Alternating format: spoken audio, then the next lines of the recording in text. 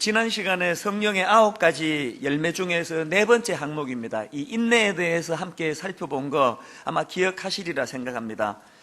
우리나라 중고등학생들이 예전에 비해서 덩치는 더 커졌지만 내막적으로는 그 체력이 더 허약해진 것처럼 오늘날 교회도 사람도 많아지고 덩치는 커졌지만 영적으로는 예전 어른들보다 더 허약해진 상태이지 않은가?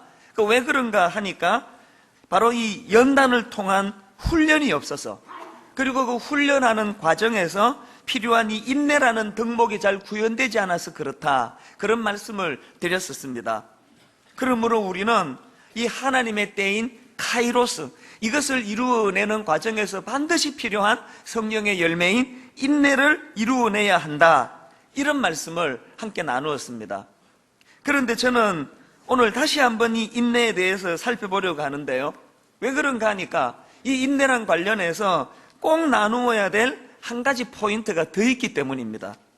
그게 뭐냐 하니까 이 인내라는 항목은 주로 인간관계와 관련이 있는 덕목이라는 사실입니다.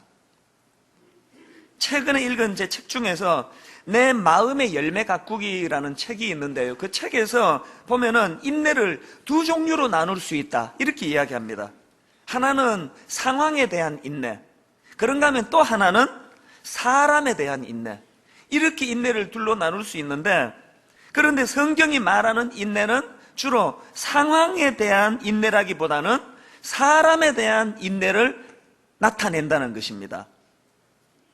그 참 일리 있는 말씀인 것 같아요. 그러고 보면은 이 하나님의 인내도 마찬가지인 것 같아요. 이런 유명한 이야기가 있습니다.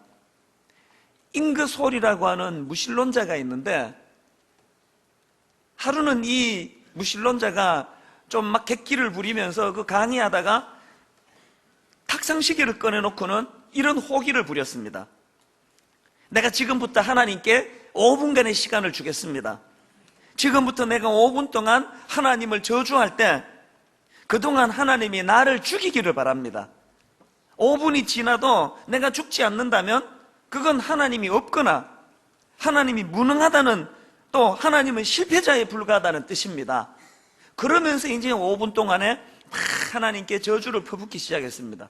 5분이 지났습니다. 아무 일도 일어나지 않았습니다. 그랬더니 잉그솔이 의기양양하게 이렇게 큰 소리를 쳤습니다. 이것 보십시오, 아무런 일도 일어나지 않지 않습니까? 그렇기 때문에 하나님은 실패자입니다.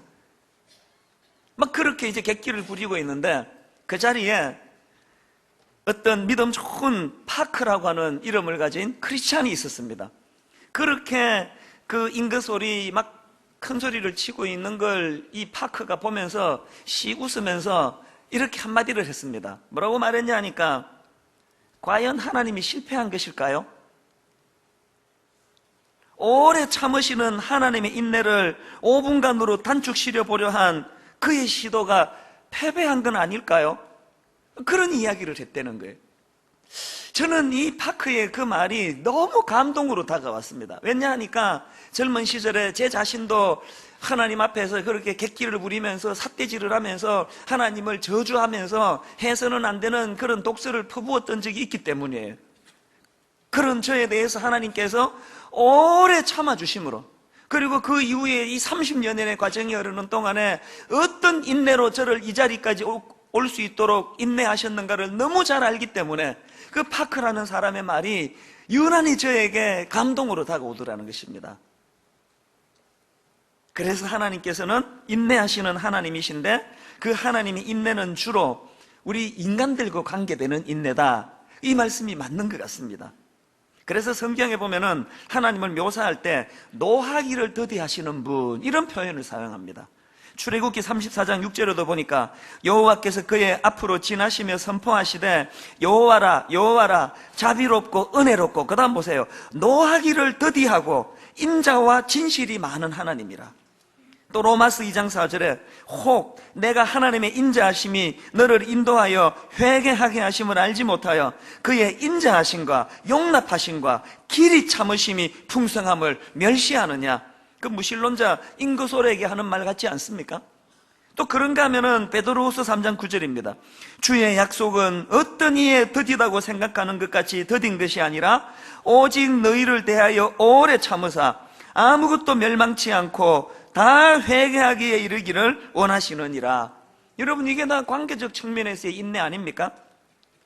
이 하나님이 우리의 하나님이라는 거예요. 자, 그렇다면 이런 질문이 가능하겠죠? 왜 하나님은 인내의 하나님이어야 하는가? 왜 하나님은 우리를 그렇게 오래 참으셔야 하는가? 저는 이 질문에 대해서 고린도전서 13장을 가지고 답하기를 원합니다. 자, 고린도전서 13장 4절부터 7절을 한번 보세요. 사랑은 오래 참고, 사랑은 온유하며, 시기하지 아니하며, 사랑은 자랑하지 아니하며, 교만하지 아니하며, 무례히 행하지 아니하며, 자기의 유익을 구하지 아니하며, 성내지 아니하며, 악한 것을 생각하지 아니하며, 불의를 기뻐하지 아니하며, 진리와 함께 기뻐하고, 모든 것을 참으며, 모든 것을 믿으며, 모든 것을 바라며, 모든 것을 견디느니라. 자, 퀴즈. 방금 제가 열거해드린 사랑의 속성이 전부 몇 가지였을까요? 어이없는 질문, 쓸데없는 거 왜 묻느냐 이런 생각을 하실지 모르지만 그 다음 말씀을 드리고 싶었어요. 여기에 지금 사랑의 속성이 15번 나왔습니다. 15가지 사랑의 속성 중에 무려 3가지 반복되는 게 인내예요. 그러니까 하나님이 말씀하시는 이 사랑의 속성은 사랑의 문을 여는 첫 단추가 사랑은 오래 참고, 또 사랑의 마지막 문을 닫는 그 마무리가 모든 것을 견디느니라. 또 사랑을 유지해가는 그 과정에서도 사랑은 모든 것을 참으며, 그래서 하나님은 사랑이시라 이렇게 우리가 그 정의할 때 우리 벽에도 써붙여 놓고 있지만, 저 하나님은 사랑이시라는 명제가 가능하기 위해서는 거기에는 뭐가 내포돼야 됩니까? 하나님의 인내하심이 내포돼야 된다는 거예요. 하나님은 인내하실 수밖에 없는 거예요. 그분의 속성이 사랑이기 때문에. 그러니까 고린도전서 13장을 보면서 제가 깨닫는 건 뭐냐 하면은, 하나님께서는 지금 우리에게 그 인그솔 같은 그 인간을 포함해가지고 오래 인내하심으로 그분의 사랑을 구현하고 계시는 거예요. 이런 점에서 우리는 반성할 게 많다고 생각합니다. 저부터가 그래요. 뭐 좀 기분 좋고 뭐 이렇게 제 집사람이 좀 잘해주면은 사랑해 막 그러면서 죽었다 다시 태어나도 당신과 결혼할 거야 뭐 이런 소리를 하고 생글생글 거리는데, 또 뭐 조금만 상대방이 실수하고 뭘 잘못하고 그러면은 막 화를 내면서 왜 어떻게 그럴 수가 있냐고 당신이 뭐 이런 여자가 어디 있냐고 막 화를 내면은요, 앞에서 말했던 사랑해는 그건 사랑이 아니에요. 왜? 사랑해 그 말 속에는 오래 인내하시는 하나님의 속성이 내포되어 있는 거예요. 우리 자녀를 사랑합니다. 얼마나 길이 참습니까? 저는 하나님이 내게 자식을 주신 이유는 그거라 생각해요. 봐, 니도 할 수 있잖아. 이거 원수 맺으려고 그러면 우리 집에 새 아이는 벌써 내가 차버렸을 거예요. 이런 인간들이 어디 있습니까? 뭐 날마다 내게 상처 주고 아픔을 주고 배신하고 약속 안 지키고. 또 우리 애들이 또 너무 또 그런 애들은 아닙니다. 일반적인 애들이 그렇다는 뜻이에요. 그런데 여러분, 막 어떨 때는 너무 분통이 터지고 화가 나고 막 견딜 수 없어 잠이 안 오는데 5분 뒤에 와가지고 아빠 죄송해요 그러면 마음이 다 풀려가지고 뭐 그럴 수 있지. 이런 그 바보가 그게 우리 부모 아닙니까? 저는요, 우리 아이를 기르면서 하나님이 여러 번 제게 말씀하시는 걸 느껴요. 그거 봐, 너도 할 수 있잖아.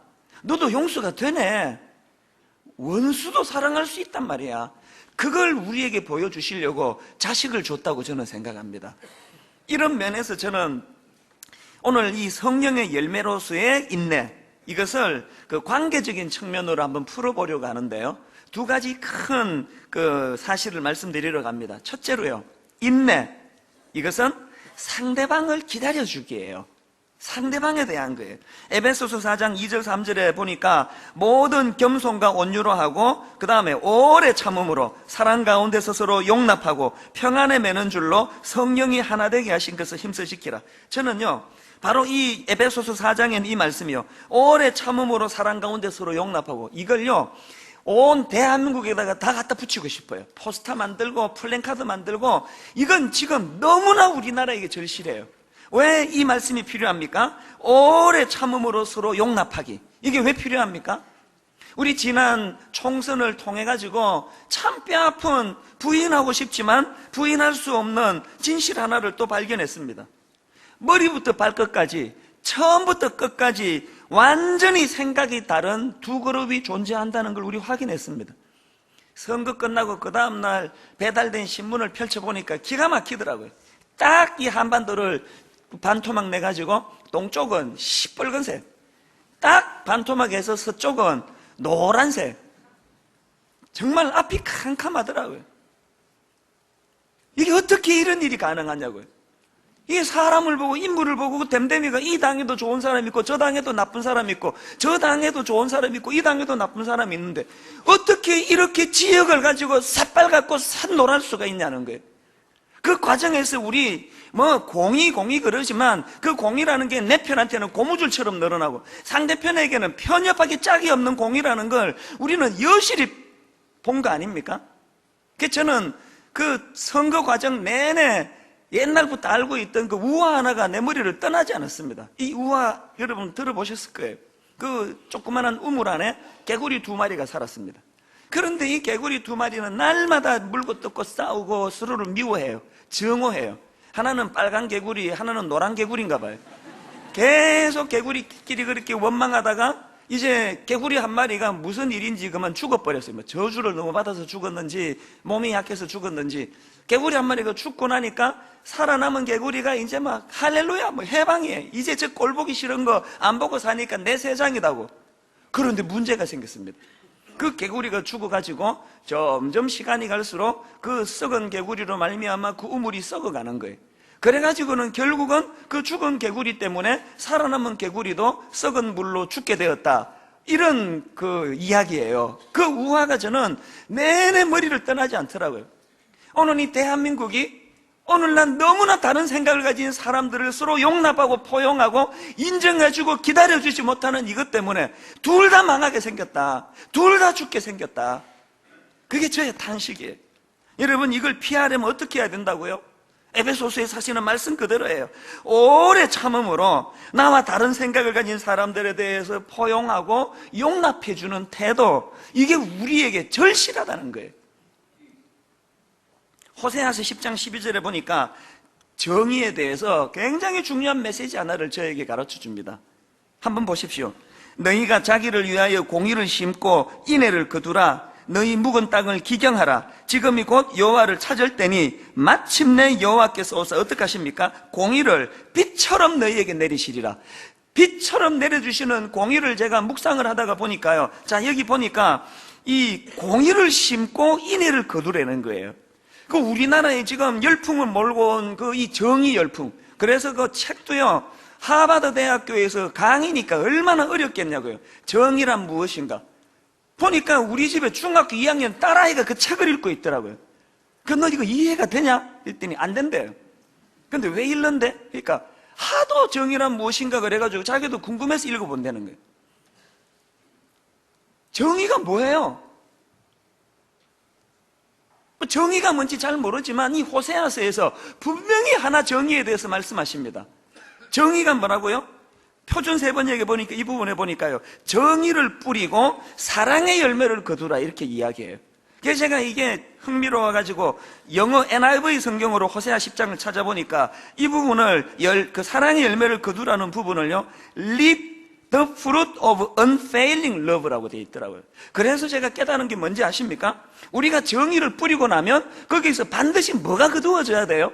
unfailing love, 실패하지 않는 사랑의 열매가 거두어져야 된다는. 이게 원어로 어떻게 되어 있나 보니까 헬라어로 아가페랑 똑같은 뜻이에요. 히브리어로 헤세드라는 단어가 쓰여지도록 하나님의 사랑. 이제 깨달은 게 뭡니까? 내가 정말 정의를 심는다면 거기에 정의를 심고 오래 인내할 때 거기에 실패할 수 없는 하나님의 사랑이 싹 트야 그게 정의라는 거예요. 오늘 우리 현실은 어떻습니까? 정의 그러면서 자기랑 생각이 조금만 달라도 그냥 목을 쳐버리고 저주하고 비난하고 분노하고 울분을 터뜨리고 그러면서 그게 정의라고, 나는 정의롭고 상대방은 정의롭지 않다고. 적어도 성경이 말하기로는 그건 정의가 아니에요. 내가 진짜 정의를 구현한다면 내 안에서 실패하지 않는 사랑의 열매가 거두어져야 돼요. 오늘 여러분들 가운데 혹시나 뭐 정의 그러는 분 계시다면요, 저도 그랬던 사람이에요. 차 몰고 가다가 그냥 누가 신호 어기면은 막 그냥 손가락질하고, 누가 조금만 무리하게 내게 껴들기만 해도 그 차 돌려서 가가지고 한마디 충고해줘야 직성이 풀리고, 누가 차 몰면서 이렇게 담배꽁초 바깥에 버리면은 그거 따라가가지고 주워가지고 차 안에 도로 집어 던져야만 그게 직성이 풀려지는, 이런 걸 저는 정의라고 생각했어요. 그게 아니더라고요. 성경이 말하는 정의는 기다려주는 거예요.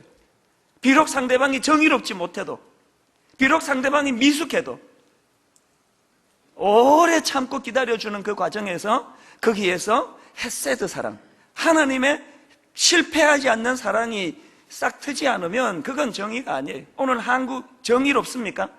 이렇게 편가름이 심하고 나랑 생각이 다른 거에 대해서 정오하고 저주를 퍼붓는 이런 정의는 적어도 하나님의 관점으로 그것은 옳은 정의가 아니라는 것입니다. 고린도전서 13장에 나오는 말씀도 마찬가지예요. 고린도전서 13장 4절에 보면은 사랑은 오래 참고 이렇게 시작하지 않습니까? 여기 나오는 오래 참고가 헬라어로 보면은 마카로티미아라는 단어예요. 이 단어는요, 화가 나기 전에 참는 상태를 묘사하는 단어예요. 어느 글에 보니까 이 단어를 설명하기를 인간관계 속에서 다른 사람에게 받은 상처를 견디어내는 인간적 특성을 담고 있는 단어이다, 이렇게 설명을 해요. 그러니까 이 고린도전서 13장 4절에 나와 있는 오래 참고라는 건, 참는 건요, 뭐 환경적인 거, 배고픈데 참는 거, 이런 게 아니에요. 관계 속에서의 인내하는 것, 부당한 일을 당해도 보복하지 않는 태도, 이게 오래 참음이에요. 실제로 그 편지의 수신인이었던 고린도 교회 성도들을 보면은 부당한 억울한 일을 당하는 경우가 많았습니다. 차별 대우하고 무시하고, 그러고 보면요, 뭐 그때 교회나 오늘날 교회나 뭐 고린도 교회나 분당 우리 교회나, 교회는 맨날 이렇게 부당하게 대우하고 상처 주고 상처받고, 그게 지상 교회예요. 뭐 어느 교회들, 혹시 여러분 자꾸 이렇게 교회 여기저기 쇼핑 다니시는 분은요, 그거 참 부질없는 짓이에요. 어느 교회가 좋은 교회가 있고 어느 교회가 더 나쁜 교회가 있겠습니까? 지상 교회는 다 그렇게 상처 주고받을 수밖에 없는 미숙한 교회예요. 가정은 안 그렇습니까? 사실 여러분 가만히 생각해 보세요. 교회에서 상처 더 많이 받습니까? 가정에서 상처 더 많이 받습니까? 이용 못하고 그냥 참고 사는 거지, 상처 안 받아서 사는 사람이 누가 있냐고요. 저는 항상 이런 생각해요.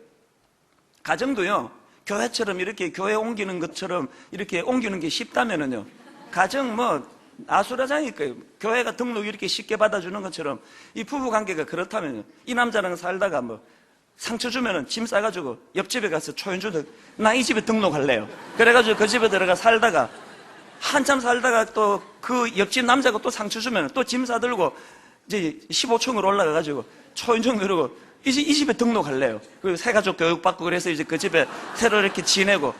가정이 만약에 이렇게 쉽게 가정을 바꿀 수 있다면요, 지금 뭐 전 세계가 지금 아수라장일 거예요.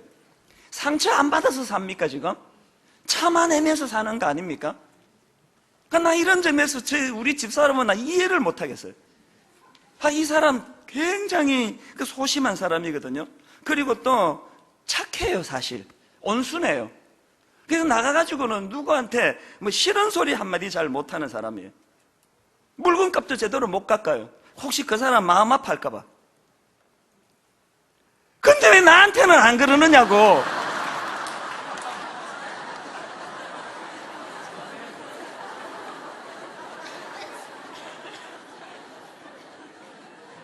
그게 가정이에요. 나한테는 안 그러는 거, 그게 가정이에요.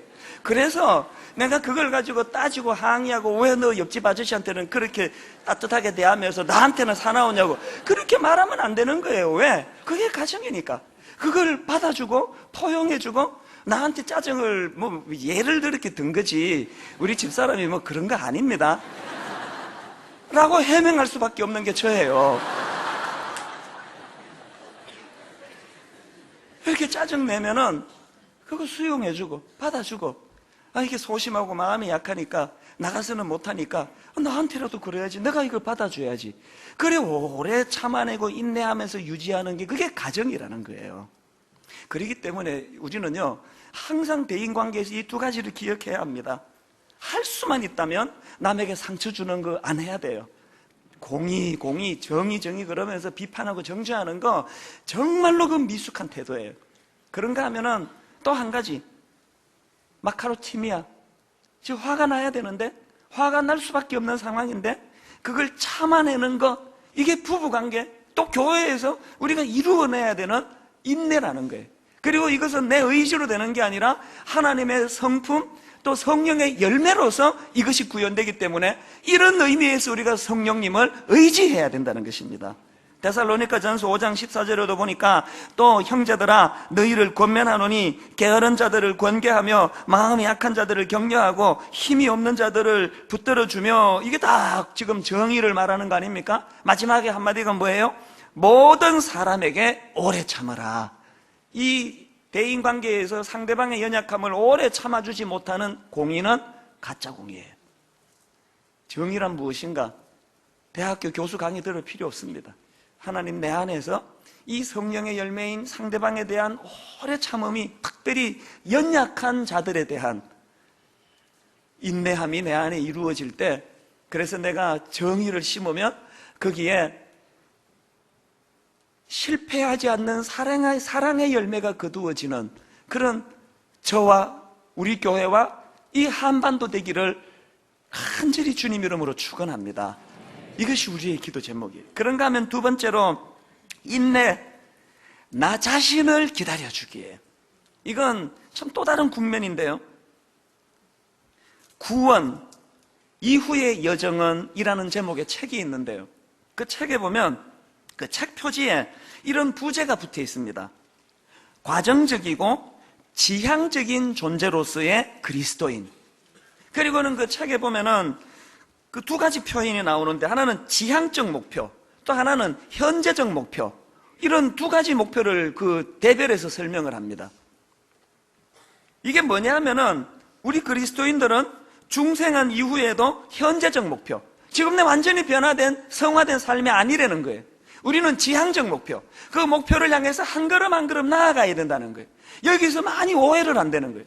예를 들면은 산상수훈 같은 그런 말씀을 읽을 때 우리는 현재적 목표를 가지고 읽으면 안 된다는 거예요. 그래서 우리는 자꾸 현재적 목표를 가지고 그런 걸 읽으니까 OX가 많아요. 원수를 사랑하라? 나는 X. 누가 오리를 가달라 그러면 심리까지 가준다. 요거는 O. 성경을 현재적인 관점에서 OX로 봐서는 안 되고 과정적인 관점에서 지향적인 목표를 향해. 그래서 비록 지금은 내가 누가 오리를 가달라 그러면 1위까지 밖에는 못 가주지만, 그러나 이건 X라고 말하는 게 아니라 이제 지향적으로 하나님 내가 더 노력하고 몸부림쳐서 이제 내년에는 누가 5리를 가달라 그러면 지금은 2리까지 밖에 못 가지만 내년에는 3리 가겠습니다. 4리까지 가겠습니다. 기어이 내가 5리까지 가는 그날이 내게 일어날 줄 믿습니다. 이런 지향적 목표를 가지고 나아가야 된다는 거예요. 그러면 그 과정에서 필수적으로 생겨나는 게 뭐예요? 지금 그렇지 못한 나 자신에 대한 인내, 기다려줌이 필요하다는 겁니다. 심리학자 그 융이 말하는 인간의 마음의 구조 중에는 자아의 어두운 면이 있다는 거예요. 이걸 융은 그림자라고 이야기합니다. 빛이 있으면 반드시 그림자가 있듯이 모든 인간은 자기 스스로를 좋게 보는 면, 긍정적인 면, 자부심을 갖게 만드는 면이 있는가 하면은 또 마음에 안 드는 면, 어두운 면, 부정적인 면, 이게 반드시 있다는 거예요. 이것을 양가 감정이라고 부르기도 하는데요, 이게 여러분 사실이라면 우리는 뭘 인정해야 됩니까? 겉으로 드러나는 나의 화려한 내면만 떠벌리고 자랑할 게 아니라 내 내면에 있는 연약한 것도 인정해야 된다는 거예요. 그리고 그것에 대해서 기다려줘야 된다는 거예요. 그래서 저는 지도자들은 둘 중에 하나여야 된다고 생각합니다. 특별히 우리 목회하는 목사님들은 둘 중에 하나여야 돼요. 하나는 누구에게도 책 잡히지 않을 만큼 완벽하든지, 그럴 자신 없으면 두 번째로 솔직하든지. 저는 어느 쪽을 택하는 사람이에요? 저는 완벽한 사람 아니에요. 그래서 저는 솔직하기를 원해요. 자꾸 제 약점에 대해서 포장하고 감추고 가리려 그러면 지금 이 여정길이 방해가 되잖아요. 이런 데 쓸데없는 에너지를 낭비하고 싶지 않은 거예요. 제가 아무리 생각해도요, 뭐 여러분 인정하실지 안 하실지 몰라도 10년 전에 저를 되돌아보면, 개척 초기에 저를 보면은 지금 엄청나게 성화가 됐습니다. 아마 초창기 멤버들은 다 인정하실 거예요. 40대 초반에 얼마나 미숙하고 또 성격도 메말랐는지요. 막 설교하다가 막 갑자기 원고에도 없는데 막 화가 막 나가지고요. 새벽 기도도 안 나온다고 막 소리 버럭버럭 지르고 막 살벌하게 막 설교하고 갑자기 성가대를 째려보면서 이번 주부터 새벽 기도 안 나오면 다 잘라버리겠다고 막 그러고, 이거 뭐 말도 안 되는 설교를 많이 했습니다. 그게 초창기 때 저예요. 지금 거의 안 하잖아요. 그렇게 혈기 부리고 거의 없지 않습니까? 점점 좋아질 거예요. 10년 뒤에 제 모습은 훨씬 더 온유해질 거예요. 전 그걸 확신합니다. 그러려면 어떻게 해야 돼요? 여러분이 저를 기다려 주셔야 되고, 무엇보다도 제가 제 자신을 기다려 줘야 된다는 거예요. 여러분 자신을 기다리셔야 돼요. 기다려 줘야 돼요. 이게 안 되니까 지금 대한민국은요, 자살공화국이라는 오명을 뒤집어 쓰고 있는 거예요. 깜짝 놀랐습니다. 복지부에서 발표한 걸 보니까 2010년도, 1년 반 전의 이야기 아닙니까? 2010년도에 우리나라에서 한 해 동안 스스로 목숨을 끊은 사람이요, 하루 평균 42.6명이랍니다. 34분마다 한 명씩 지금 자살하고 있다. 이 대한민국에서. 그래서 지금 OECD 국가 중에서요, 탁월한 일이에요. 1위하고 2위 차이가 얼마나 벌어지는지 아십니까? 자기를 기다려주지 못하는 거예요. 이런 극단적인 케이스가 아니더라도요, 너무나 많은 경우에 사람들이 그 지향적인 목표로서의 자기 모습을 바라보지 못하고 현재적 목표로서 자기를 보니까 실망하고 낙심하고 그렇게 자포자기하는 거예요. 그래서 저는 빌립보서 1장 6절, 너희 안에서 착한 일을 시작하시니가 그리스도 예수의 날까지 이루실 줄을 우리가 확신하노라. 이 확신이 필요하다. 전에도 한번 말씀드렸지만요, 에베소서 2장 10절에 나오는 우리는 그가 만드신 바라 할 때 여기 나오는 이 만드신 바라는 부분이 헬라어로는 포에마예요. 기억나시죠?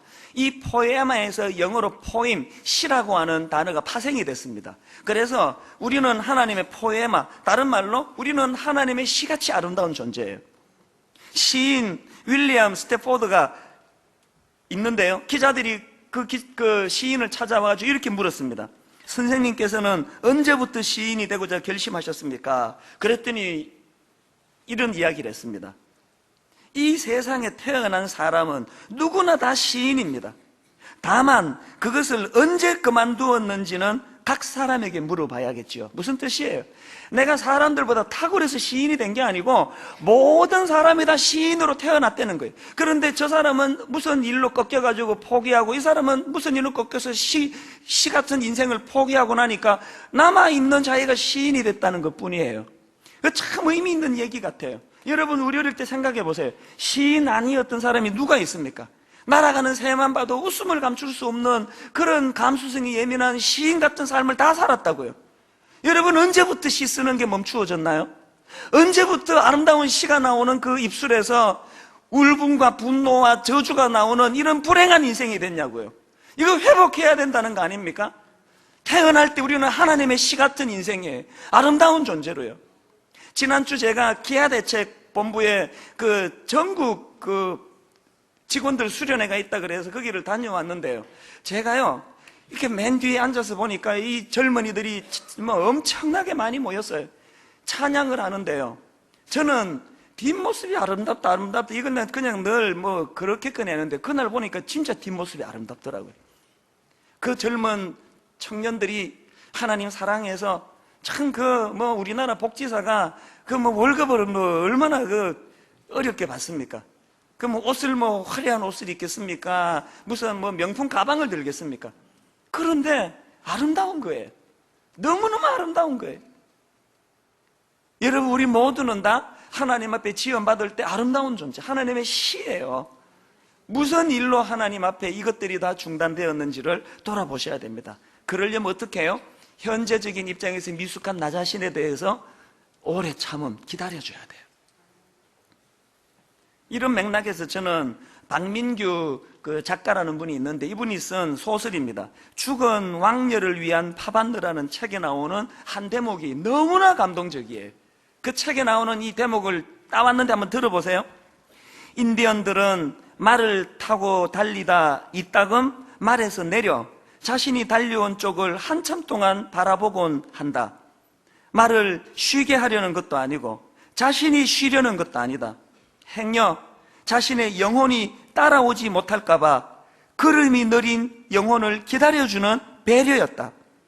그리고 영혼이 곁에 왔다 싶으면 그제서야 다시 달리기를 시작한다. 이게 저에게 너무나 감동이 되는 거예요. 오늘 우리가 이 경쟁 사회에서 성공이라는 것에 목말라가지고, 탁월함이라는 것에 목말라가지고 더 많은 사람들 끌어모으려고, 사업 성공하려고, 돈 많이 벌려고, 인정받고 싶어서 너무나 조급한 마음으로 저기까지 달려나가는데 내 능력이 따라가지를 못해요. 그래서 화가 나요, 나 자신한테. 나는 왜 이것밖에 안 되느냐고.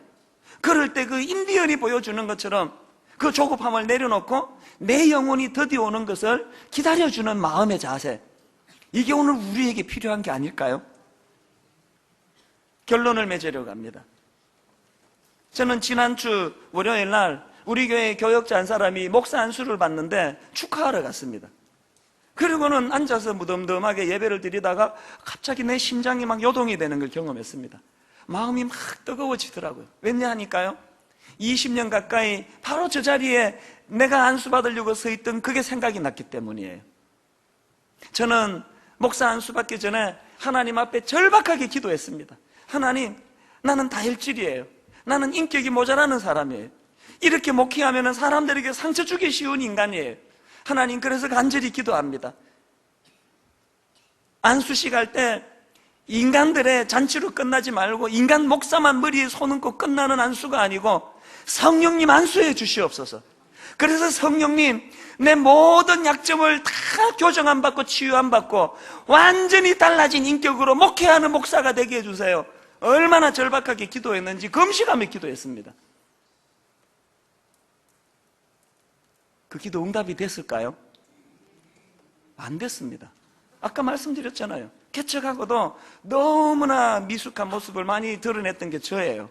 그래서 제가 이게 좀 하나님께 늘 섭섭하기도 하고 또 궁금하기도 한 질문이 이거예요. 왜 안 바꾸어 주셨는지.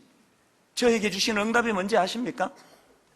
나는 네가 한순간에 100% 성화돼서 완벽한 인간이 되어서 이후로는 하나님 의지하지 않고도 그렇게 독립적으로 목회할 수 있는 사람이 되기를 원치 않는다. 나는 네가 문제가 있고 약하지만 그 문제 때문에 날마다 주님 앞에 나와 부르짖기를 원한다. 그래서 그 기도 응답 안 해주셨대요. 제가 월요일 날 그 안수식에 참석해서 왜 마음이 뜨거워졌는지 아세요? 하나님이 이런 어려운 방식을 택하셔가지고 지난 20년 동안 저의 미숙함을 참아내시느라고, 지난 20년 동안 저의 연약함을 기다려주시느라고 얼마나 수고가 많으셨을까. 한 번에 확 바꿔버리면 얼마나 편한 길인데 눈물이 나는 거예요. 오늘 여러분을 참아내고 계신 하나님, 오늘 여러분의 그 참아내시는 하나님의 은혜를 경험한 우리는 두 가지, 나도 미숙한 그 누군가를 향하여 인내하기, 나 자신을 기다려주며 인내하기, 이것들이 잘 구현이 될 때 성령의 아름다운 인내라는 열매가 내 안에서 아름답게 자라고 있는 증거인 줄로 믿습니다. 결론을 맺으려고 합니다. 시편 30편 18절입니다. 그러나 여호와께서 기다리시나니 이는 너희에게 은혜를 베풀려 하시며 일어나시리니 이는 너희를 긍휼히 여기려 하심이라. 대저 여호와는 정의의 하나님이심이라. 그를 기다리는 자마다 복이 있도다. 이 은혜가 저와 여러분과 또 여러분 가정 안에 풍성히 임하게 되시기를 주님 이름으로 축원합니다. 저는 지난 고난주간 이후로 이 찬양이 계속 맴돕니다. 아버지 사랑 내가 노래해, 아버지 은혜 내가 노래해. 그 사랑 그 은혜가 어떻게 나타납니까? 2절에 가보니까 상한 갈 때 끄지 아니하시는 하나님이 인내 아닙니까? 꺼져가는 등불 끄지 아니하시는 하나님이 인내 아닙니까? 우리 이 감격을 마음에 품고 찬양하기 원합니다. 아버지 사랑 내가 노래해, 아버지 사랑 내가 노래해, 아버지 은혜 내가 노래해, 아버지 은혜 내가 노래해. 그 사랑 그 사랑 변함없으신 거짓 없으신 성실하신 그 사랑, 성실하신 그 사랑, 하나님의 오래 인내하신 상한 갈 때 꺾지 않으시는, 갈때 꺾지 않으시는, 꺼져가는 등불 끄지 않는, 꺼져가는 등. 여러분 그 사랑을 알고 계십니까? 그 사랑 그 사랑 변함없으신 거짓 없으신 성실하신 그 사랑, 성실하신 여러분 그 사랑을 아십니까?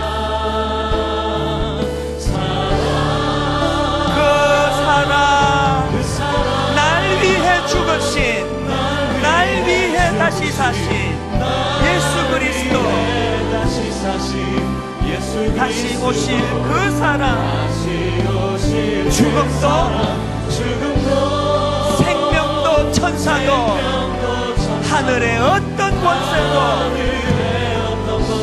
끊을 수 없는 영원한 그 사랑, 예수 그리스도, 이 사랑이 구원받기 원합니다. 아버지 사랑 내가 노래해, 아버지 사랑 내가 노래해, 아버지 은혜 내가 노래해, 아버지 은혜 내가 노래해. 그 사랑 그 사랑 변함없으신 거짓 없으신 거짓 없으신 성실하신 그 사랑, 그 사랑, 상한 갈 때 꺾지 않으시는 갈때 꺾지 않으시는, 이 은혜를 누리고 있는 우리, 꺼져가는 등불 끄지 않는, 꺼져가는 등불 끄지 인내하시는, 오래 참으시는 그 사랑, 변함없으신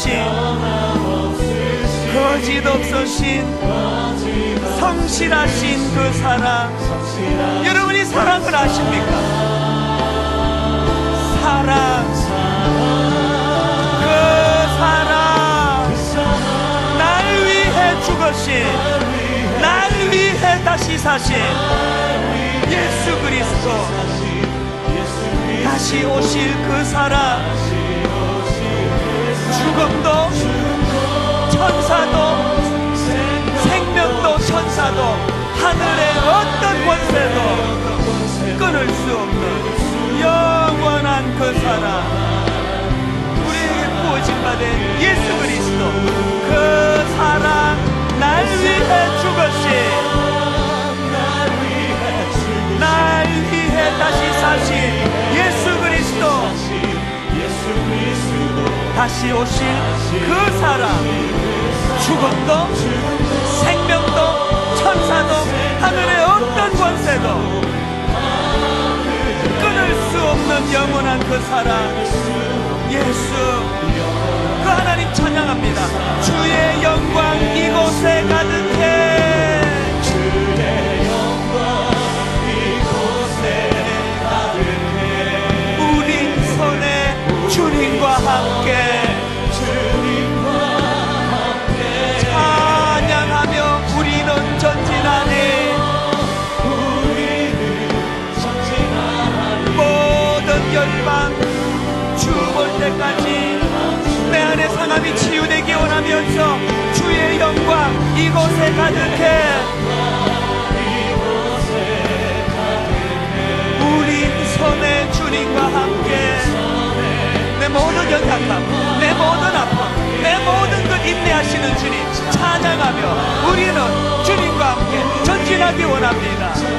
언제까지? 모든 열방 주 볼 때까지 우리 말씀 생각은 한 목소리 같이 기도하십니다. 힘을 얻어 기도하기 원합니다. 살아계신 하나님 아버지, 내가 나를 기다려주기 원합니다. 내가 나를 인내하기 원합니다. 현재적 목표로서의 살아가는 인생이 아니라 하나님 점진적으로 그를 향하여, 점진적으로 성화를 향하여 한 걸음 한 걸음 발걸음을 떼며 나아가는 저희들 되기를 원합니다. 하나님 아버지, 심리학자 융이 말한 내 인생에도 그림자가 있지만 그러나 나는 거기에 연연하지 않습니다. 나는 주님과 더불어 걸어가며 동행합니다. 나는 주님과 함께 나아가기를 원합니다. 하나님, 내 심령 가운데 주님의 영광을 바라보며 나아가기를 원합니다. 하나님 아버지, 하늘의 천사도 그 어떤 것도 생명도 어떤 권세도 끊을 수 없는 아버지 사랑을 가지고 나가기를 원합니다. 하나님 아버지, 인도하여 주시옵소서.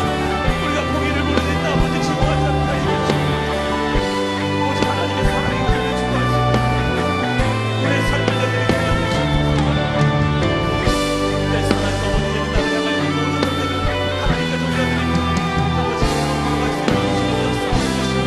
건강할 수 있는 주시옵소서.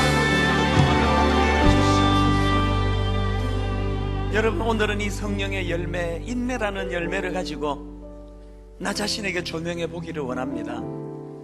마음은 저 앞서 나가는데, 잘하고 싶은데, 인정받고 싶은데, 그렇게 잘할 수 없는 나 자신을 보면서 마음이 아프고, 인격적으로도 왜 이것밖에 되지 못하느냐, 날마다 아픔이 있고 탄식이 있지만, 그럴 때 내가 나를 기다려주면서 현재적 목표를 살아가는 인생이 아니라 지향적 목표를 가지고 더디지만 한 걸음 한 걸음 나아가고 있는 나를 이해하면서, 그러면서 우리가 꿈꾸셔야 됩니다. 내 안에 착한 일을 시작하신 예수 그리스도께서 반드시 온전한 하나님의 사람으로 나를 만들어 가실 것을 나는 믿습니다. 오늘 이런 맥락에서 우리가 한 번 더 기도하실 때, 하나님, 제가 저를 용납하며 나가기 원합니다.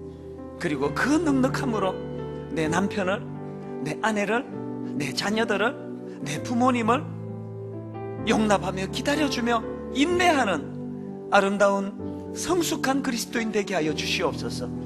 이 시간 하나님 앞에 기도할 때 우리를 오래 참아 기다려주시는 그 하나님, 여러분의 마음을 만져주시기 원합니다. 사랑하는 내 딸아, 사랑하는 아들아, 현재 너의 모습만으로 나는 충분하다. 현재 너의 그 애씀만으로도 나는 충분히 네가 사랑스럽다. 이 하나님의 위로하심을 받아가지고 포기하지 않고 일어서 달려나가는 그런 저와 여러분 되기를 바랍니다. 하나님 앞에 이 시간 기도하지 않으시겠습니까? 하나님, 내 안에 연약함이 있다면, 내 안에 미숙함이 있다면 지향적 목표를 향하여 포기하지 않고 발걸음을 떼며 목표를 향하여 한 걸음 한 걸음 나아가기를 원합니다. 은혜 주시기 원합니다.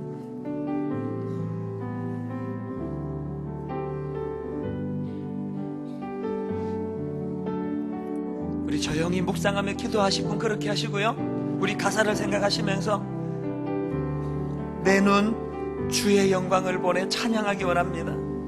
내 눈 주의 영광을 보내 우리 가운데 계신 주님, 우리 가운데 계신 주 여러분, 나 자신만 보시면 안 됩니다. 그 빛난 영광, 그 빛나는 온 하늘 덮고 온 하늘 그 찬송 온 땅 가득해. 그 찬송 여러분, 연약한 나 자신만 바라보지 마십시오. 주님 보십시오. 내 눈 주의 영광을 보내. 영 안을 열고 바라보십시오. 찬송 가운데 서신 주님, 찬송 가운데 서신 주님 주님의 얼굴은 주님의 온 세상 향하네. 온 세상 권능의 팔을 드셨네. 여러분, 영안을 열고 예배의 주인이신 주님 보시기 바랍니다. 주의 영광 이곳에 가득해. 이곳에 가득 주님과 함께 나 홀로 설 수 없습니다. 찬양하며 우리는 전진하리. 모든 열방 주 볼 때까지. 다시 한번 고백합니다. 내 눈 주의 영광을 보내. 여러분, 연약한 나 자신만 보지 마시고 우리 가운데 계신 주님, 여러분 보이지 않으세요? 그 빛난 영광, 온 하늘 덮고 그 찬송 온 땅 가득해. 문제 많은 이 땅만 바라보지 마시고 내 눈 주의 영광을 보내. 찬송 가운데 서신 주님, 영안을 열고 바라보십시오. 주님의 얼굴은 온 세상 향하네. 권능의 팔을 드셨네. 우리 심령 가득히 주님을 찬양합니다. 주의 영광 이곳에 가득해. 우린 선의 주님과 함께 찬양하며 우리는 전진하니. 모든 열방 주 볼 때까지 우리 다 자리에서 일어나셔서 힘있게 선포합니다. 주의 영광 이곳에 가득해. 우린 선의 주님과 함께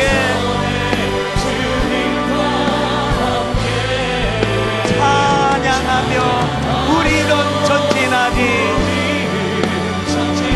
언제까지? 모든 열방 주 볼 때까지. 모든 열방 주 볼 때까지. 모든 영광 주 볼 때까지.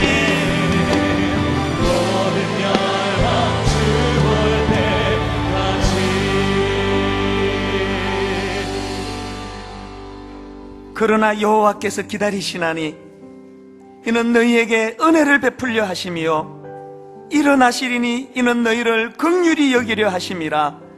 대저 여호와는 정의의 하나님이심이라. 그를 기다리는 자마다 복이 있도다.